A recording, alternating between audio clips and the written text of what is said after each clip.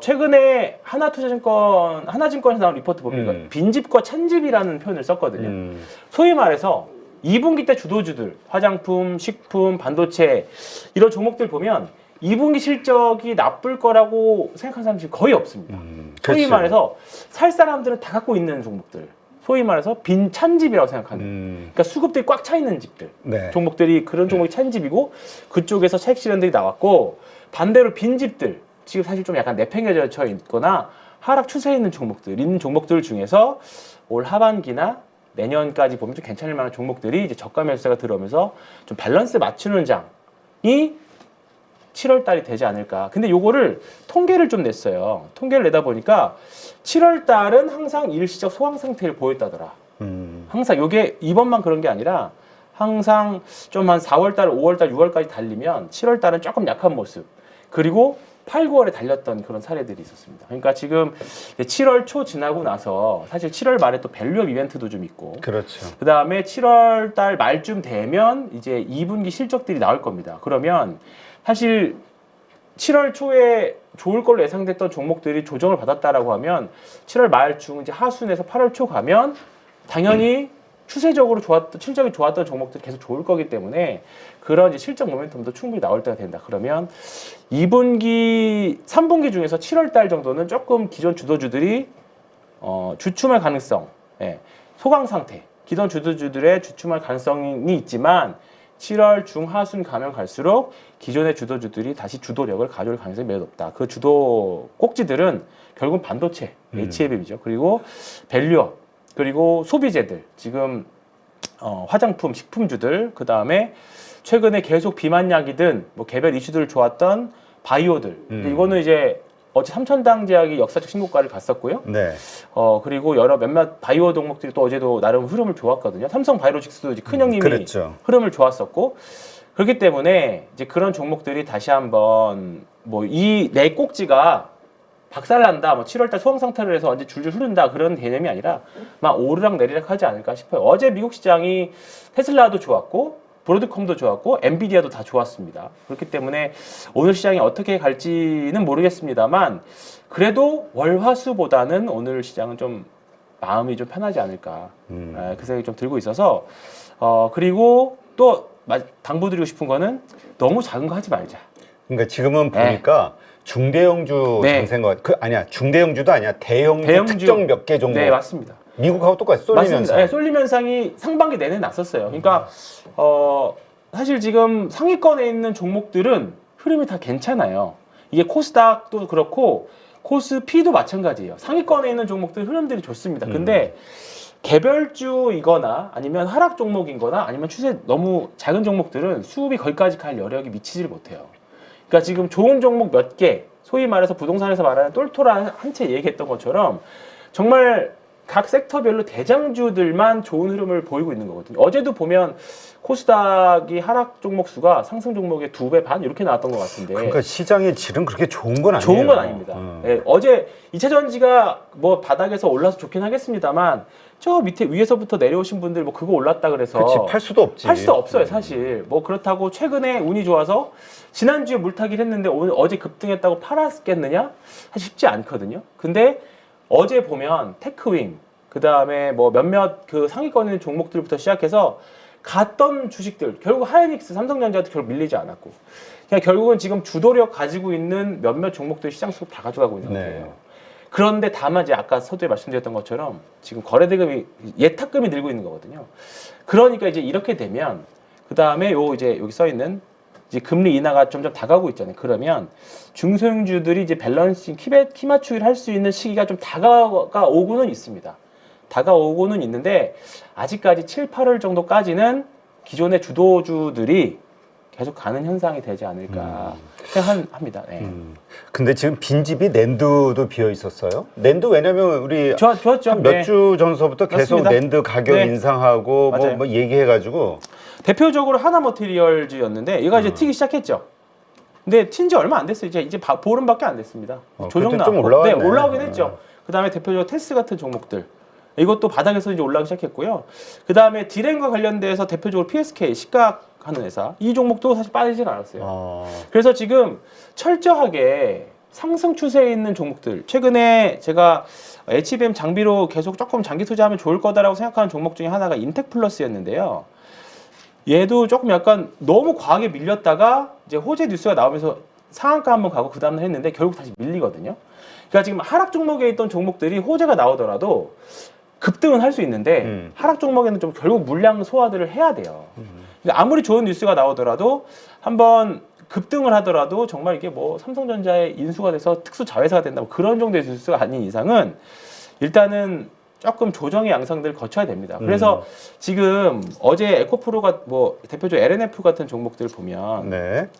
결국은 다 윗꼬리 추세를 돌파하지 못하고 이렇게 윗꼬리들 다 달았습니다. 그러니까 이제 지금은 저도 이제 바닥을 잡아가는 과정이라고 생각을 하는데 지금 사실 2차 전지는 장기적으로 보시기에는 이제 좋은 가격대는 온 것 같아요. 근데 네.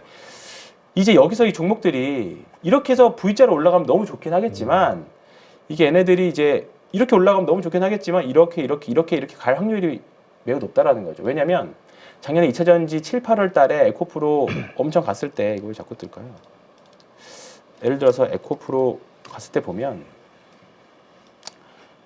이때는 요 시기에는 대부분의 종목들이 다 안 갔어요. 반도체도 안 가고 다 안 맞아요. 갔습니다. 이때는 2차 전지가 수급을 다 가져왔던 거죠. 근데 지금은 수급이 갈 때가 꽤 많습니다. 사실 여기 보시면 좀 지우고 여기 보시면 지금 반도체도 HBM과 관련해서 충분히 다 갈 만한 종목들이잖아요. 전체 차원으로 좀 해주세요. 크게 보여야.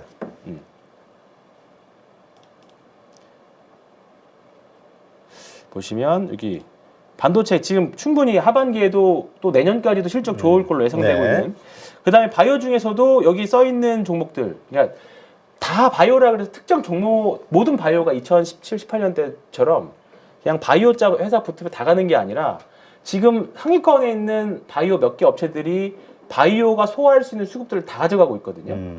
그러니까 지금 그쪽으로 딱 쏠림 현상이 일어나고 있는 상태. 그리고 화장품, 식품주들은 누군가는 지금 매수 더 떨어지면 사야지라고 하시는 분들 굉장히 많을 거고, 그 다음에 최근에 많이 치고 올라오고 있는 조선, 그 다음에 지금 7월 중순에 조금 기대되고 있는 원전, 그 다음에 최근에 지금은 좀 가스전 테마가 좀 대왕고래 테마들이 밀렸지만 한국가스공사나 뭐 포스코 인터내셔널 같은 뭐 유전 테마들, 여기 투기성 자금 분명히 여기도 들어가 있을 거거든요. 네. 지금 명분 다 종목 섹터들마다 명분들이 사실 너무 많아요. 그거에 비하면 지금 2차 전지는 사실 테슬라가 반등하긴 했습니다만 아직은 조금 우리나라 업체들이 싸게 반등하기에는 시간이 좀 필요하다. 그래서 저는 기회비용 차원에서 지금은 조금 되는 섹터들에서 좀 상승 추세 쪽에서 매매를 하셨으면 좋지 않을까 그 생각이 좀 계속 드는 거죠. 그러니까 기존에 올라가던 지금 오르고 있는 종목들. 근데 또 빈집 네. 그 기관이라든가 지금 외국인의 수급을 보면 빈집 공략하는, 왜 지금 잘 나가던 것들 지금 팔아가지고 빈집 공략을 하고 네. 있잖아요. 네, 맞습니다. 그렇다면 오히려 반대로 잘 나가던 것들이 좀 빠지고 네. 못 오르던 이런 2차 전지라든가 이런 쪽이 오히려 반등이 더 세게 네. 나올 가능성이 있잖아요. 조금은 나올 수 있어요. 조금은 나올 수 있는데 우리나라 주도주 역사들을 보면 그게 추세적으로 뭔가 방향을 바꾸려면 아직은 조금 시간이 좀 많이 필요하다고 생각해요. 왜냐하면 지금 반도체나 바이오 같은 경우에는 아직 조금 더 갈 길이 남았다고 보고 있고, 사실 AI 반도체 같은 경우에는 이제 상승이 한 1년 정도 지속된 거거든요. 그리고 사실 시장 성장성으로 놓고 보면 우리가 AI라고 하지만 사실 AI PC가 이제 올해 등장하는 거고요. 네. 본격적인 AI 스마트폰도 내년이고, 그 다음에 AI 지금 최근에는 다시 SSD나 낸드나 이런 것들이 올라가는 게 AI와 관련된 데이터 센터 증설이거든요. 네네. 그 부분이 사실 과거에 클라우드 데이터 서버 할 때보다 20배 정도 더 큰 사이즈라고 하니까, 그래서 사실 그런 쪽에서 보면 삼성전자를 지금 사실 포기할 수 없는 거죠. 네, 그리고 최근에 보면 엔비디아 퀄 테스트에 대한 뭐 또 긍정적인 기사가 또 나온 것들도 있어서 사실 지금은 삼성전자와 하이닉스 그리고 그와 관련된 종목으로 갈 수 있는 또 기대되고 있는 부분들이 아직은 좀 많이 남았다 생각해요. AI가 지금 버블일 수 있습니다. 근데 버블일 수 있는데 버블이 끝이 아직 몰라요. 버블이 얼마나 커질지 몰라요. 그걸 잘 이용하는 게 우리들인 거고요. 사실 어제 놀란 게 테크윙 보면 그 변동성장에서도 또 올타임 하이를 또 찍었습니다. 어제 결국은 저랑 이제 같이 한 분 이제 어제 기준으로 보니까 이제 580% 났거든요. 정말 11,000원대 산 거예요. 11,000원대 사가지고 엔비디아를. 아니요 이거 테크윙. 네, 테크윙. 테크윙. 근데 이거는 나머지 이제 수량은 정말 끝까지 가보자 했는데 저도 이번에 추세 추종으로 정말 제대로 좀 이제 경험을 하고 있어서 정말 좋은데 빠지질 않아요. 야, 빠지질 근데 진짜 않습니다. 저 셀 때 중간에 저기 오르다가 여기. 거기 조정 구간 네. 저걸 견뎠다는 게 네. 대단한 거네.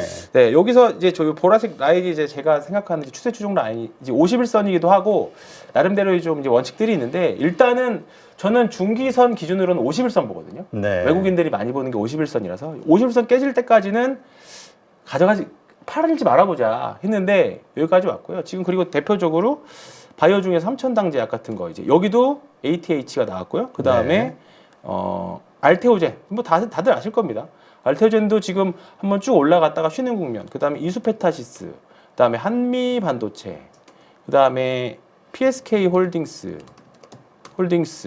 이런 것도 사실 저는 PSK 홀딩스 이런 것들 보면 좀 과하게 밀리긴 했어요. 이거는 삼성전자 여기 급등했을 때가 삼성전자에서 이제 콜테스트 통과하는 그때 젠슨항이 뭐 서명하고 그랬을 때 그때 급등했다가 그게 추가적인 내용이 없다 보니 다시 내려오긴 했는데요.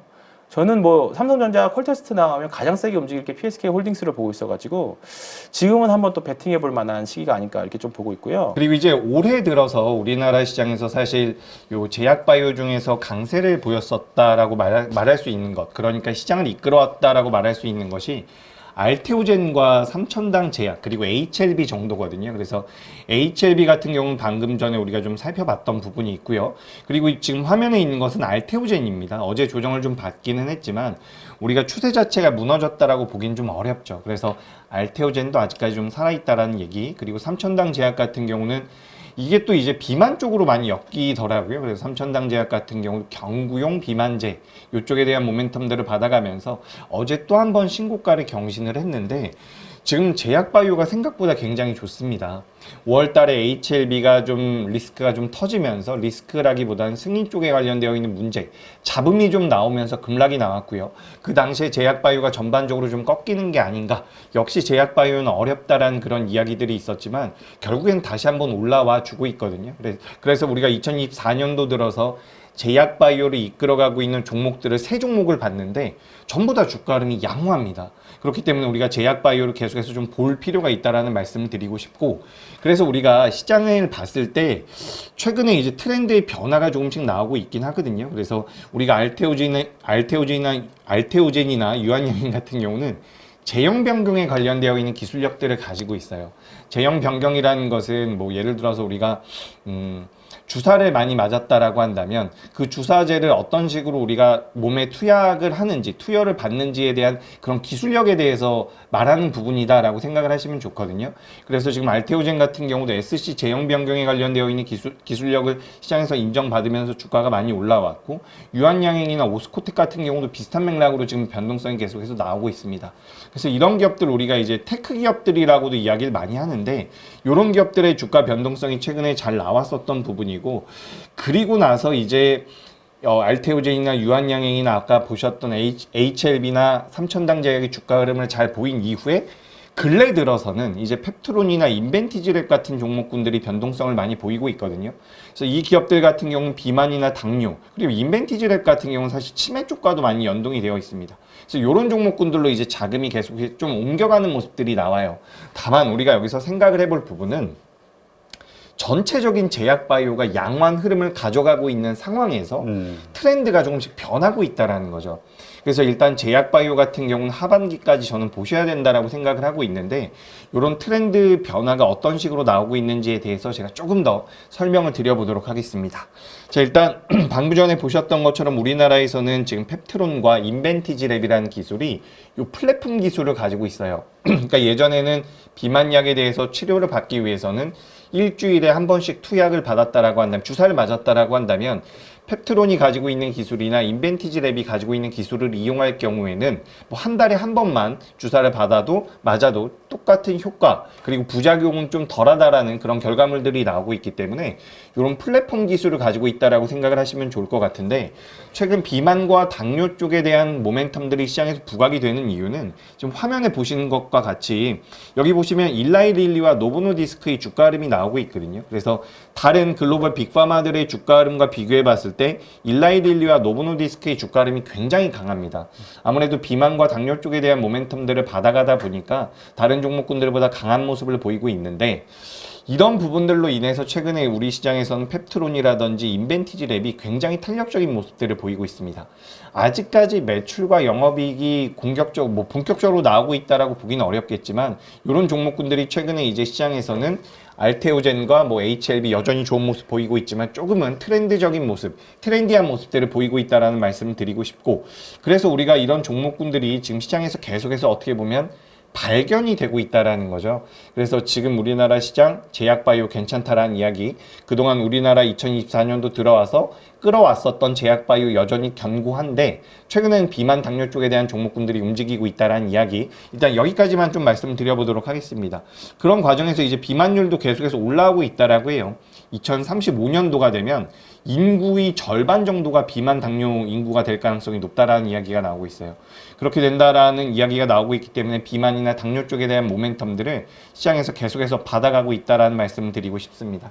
그래서 일단 비만 당뇨 쪽에 대한 모멘텀들은 새벽에 마감된 미증시에서 관련되어 있는 종목군들의 주가 흐름이 그렇게 강하지는 않았지만 그렇다고 밀린 것도 아니거든요. 그래서 요번에 약가 인하에 관련되어 있는 부분들을 미국 쪽에서 이야기가 나오고 있다는 부분들이 있지만 주가 변동성은 굉장히 잘 나오고 있습니다. 그래서 한국 BNC라든지 한독 그리고 블루엠텍 같은 기업들도 최근에 이제 우리 시장에서 비만 쪽과 엮이면서 변동성을 조금씩 보이고 있어요. 그러니까 우리가 이렇게 좀 생각을 해보시면 좋을 것 같습니다. 우리가 전력기기 관련돼서 작년에 HD 현대일렉트릭이라는 기업이 굉장히 강하게 움직임을 보였고, 올해 들어선 또 전선 관련주들이 많이 움직임을 보였거든요. 그 다음에는 SOFC라든지 ESS라든지 관련돼서 전력과 관련되어 있는 종목군들이 계속해서 파생이 되면서 변동성이 나왔는데, 지금 비만 당뇨 쪽 같은 경우도 펩트론과 인벤티지 랩이 강하게 끌고 있는 과정에서 어떻게 보면 비만 당뇨 쪽에 엮일 수 있는 종목들이 계속해서 발굴될 가능성이 높다라는 거죠. 그래서 우리가 관련되어 있는 종목군들 같은 경우 좀 더 눈여겨볼 필요가 있지 않을까라고 말씀드리고 싶고, 그런 과정에서 전반적으로 이제 제약바이오가 좋다라는 말씀들도 드리고 있는데, 그제 이제 우리나라에서 그동안 대장주라고 했었던 종목군들 셀트리온이라든지 삼성바이오로직스 같은 경우도 주가 흐름이 잘 나오고 있습니다. 그래서 지금 우리가 시장을 좀 크게 본다라고 한다면 제약바이오 괜찮은데, 그동안은 테크주, 우리가 바이오 테크주라고 이야기를 많이 했었던 알테오젠이나 이런 종목들이 좋았다라고 한다면, 근래에는 또 비만 당뇨 관련 주들이 좋았고요. 그리고 상대적으로 시장에서 많이 소외가 됐었던 과거의 대장주들이죠. 셀트리온과 삼성바이오로직스가 최근 들어서 또 좋은 모습을 보이고 있습니다. 그래서 이렇게 된다라고 한다면 우리가 제약바이오에 대한 관심도는 계속해서 올라갈 가능성이 높다라는 거죠. 그래서 삼성바이오로직스 같은 경우는 2일날 공시를 통해 가지고 역대 최대 규모의 수주 계약이 나왔다라는 이런 내용들이 나왔는데, 이런 부분들이 부각이 된다라고 한다면 제약바이오는 수혜를 받을 가능성이 높고, 그리고 지금 화면에 보시는 것은 굉장히 옛날의 뉴스입니다. 2018년도 뉴스거든요. 제가 이걸 왜 준비를 했냐면, 지금 지난주에 트럼프와 바이든의 대선 토론이 있었죠. 근데 트럼프가 좀 더 좋은 점수를 받아갔는데, 트럼프가 당선이 되거나 트럼프가 좀 더 유리하게 진행이 될 경우에 어떤 업종군들이나 종목군들이 수혜를 받을 것이냐, 이런 거에 대한 분석이 굉장히 많았습니다. 그래서 트럼프가 앞서 나간다라고 한다면 방산주들이 수혜를 많이 받을 것이다라는 분석들이 있었는데, 실제로 트럼프가 집권을 했을 때 바이오시밀러와 관련되어 있는 종목군들의 주가 흐름이 굉장히 좋았습니다. 우리나라 기준으로 한다면 2017년도부터 2021년도까지 바이오시밀러 쪽에 대한 모멘텀들이 굉장히 좋았거든요. 그래서 셀트리온도 이제 힘을 좀 받아갈 수 있다라는 말씀을 드리고 싶고, 그래서 이 과거 뉴스이긴 합니다. 근데 이런 부분들을 제가 좀 말씀을 드리는 것은, 지금 시장에서 셀트리온과 삼성바이오로직스 어떻게 보면 지금도 시가총액 기준으로는 굉장히 큰 기업들인데, 이런 기업들 같은 경우도 최근에는 저점대에서 반등을 어느 정도 시도하고 있다라는 부분이죠. 그렇다라고 한다면 여전히 제약바이오는 굉장히 매력적이라는 말씀을 드리고 싶다라는 부분입니다. 그래서 지금까지 제가 제약바이오에 대해서 전반적으로 좀 말씀을 드렸는데 사실 뭐 새벽에 마감된 미증시에서 엔비디아도 주가 흐름이 좋았고요. 그리고 테슬라도 주가 흐름이 좋았죠. 그래서 우리나라를 전반적으로 이끌어 나갈 수 있는 반도체라든지 2차 전지도 좋기 때문에 오늘은 제약바이오가 좀 소외될 수도 있습니다. 하지만 연말까지는 제약바이오를 좀 보시는 게 맞지 않을까라는 생각을 하고 있는데 왜 그런지 지금까지 종목에 대해서 말씀드렸다라고 한다면 이렇게 좀 정리를 해서 한 번만 더 말씀을 드려볼게요. 기본적으로 제약바이오들 같은 경우는 금리 인하에 대한 수혜를 받을 수가 있어요. 금리 인하를 한다라는 것은 어쨌든 R&D 비용에 대한 비용적인 부분에 대해서 성장주들이 부담을 덜어낼 수가 있는 부분이거든요. 그래서 금리 인하가 지금 시장에서 이런 이야기도 나오고 있습니다. 금리 인하를 한번 하고 나서 그 다음에 금리 인상을 또 할 수도 있다. 혹은 금리 인하를 한 다음에 다음 금리 인하 시기가 굉장히 텀이 길어질 수 있다는 이야기들이 나오고 있는데 우리가 여기서 생각해 볼 부분은 그래도 결국에는 금리 인하 시기로 들어갈 가능성이 굉장히 높다라는 거예요. 그렇다라고 한다면 우리가 금리 인하에 대한 수혜를 받을 수 있는 종목군들에 대해서 관심이 필요한데 대표적으로 제약바이오라는 말씀을 좀 드리고 싶고요. 그리고 올해 들어서 우리나라 기업들이 굉장히 부각이 많이 되고 있는 것들, 뭐 특히 알테오젠이라든지 이런 제형 변경과 관련되어 있는 기업들, 그리고 바이오시밀러도 마찬가지입니다. 제가 이거 좀 쉽게 설명을 드려볼게요. 글로벌 신약이 올해 특허 만료되는 부분들이 많다라고 해요. 근데 특허가 만료가 되면 글로벌 빅파마들 입장에서는 그동안 돈을 많이 벌고 있었는데 이게 특허가 만료가 되면 계속해서 수익을 창출하기가 어렵잖아요. 그렇기 때문에 이 특허 만료되는 것을 내가 좀 이겨내기 위해서 뭘 하는 거냐면 제형 변경을 하는 거예요. 그러니까 알테오젠 같은 경우도 지금 메리트가 있는 것이 제형 변경을 한다라고 한다면 특허가 만료되지만 특허가 만료되지 않는 효과를 얻어갈 수가 있다는 부분이거든요. 특허 만료가 올해 굉장히 많이 도래가 되고 내년에도 도래가 되는데 이 특허 만료에 대한 리스크들을 완화하기 위해서 첫 번째로 할 수 있는 것이 제형 변경입니다. 그리고 특허 만료가 되면서 신규로 신물질이 들어오는 것이 바로 이제 바이오시밀러라는 거죠. 바이오시밀러라는 것은 똑같은 성능을 가지고 있는 비슷한 약물을 만든다라는 내용이라고 보시면 좋을 것 같은데 특허 만료가 된다면 이 또 바이오시밀러가 부각이 될 가능성이 높다라는 거죠.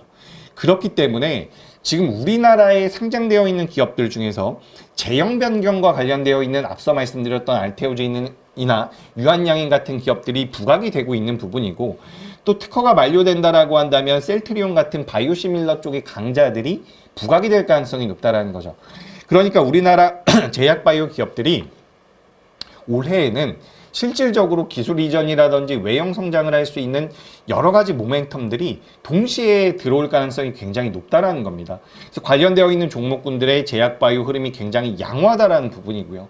거기서 추가적으로 최근에 이제 미국과 중국이 계속해서 경쟁을 하고 있는 부분들이 있는데 이 생물보안법에 관련되어 있는 반사이익 기대감도 여전히 유효하다라고 생각을 하고 있습니다.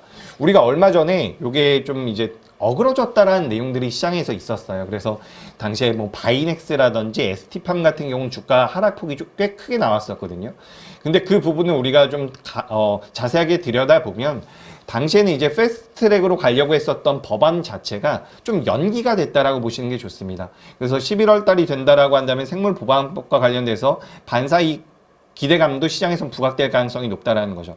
그래서 이 반사이익 기대감을 가장 많이 받고 있는 것은 또 이제 바이넥스라든지 삼성바이오로직스 같은 위탁 생산 기업이라는 겁니다. 그러니까 지금 우리나라 시장에서 시가총액을 크게 가지고 가고 있는 제약바이오 기업 같은 경우는 제형 변경에 대한 모멘텀을 받거나 바이오시밀러에 관련되어 있는 모멘텀을 받거나 비만 당뇨에 관련되어 있는 모멘텀들을 받고 있다는 거죠.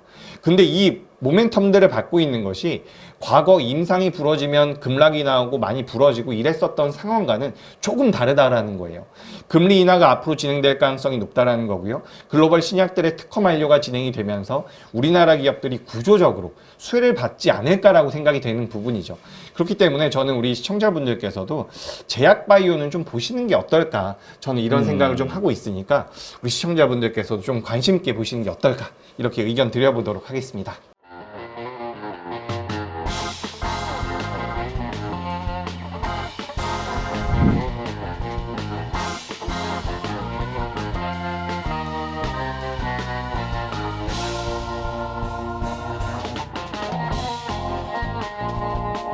네, 여기저기서 많이 또 강의도 들어보시고 그리고 또 기법이라고 하는 것도 많이 또 체크해 보시고 적용시켜 보셨을 것 같습니다. 그런데 결과가 좋으십니까? 이거는 저희 클래스반의 강점이 될 겁니다.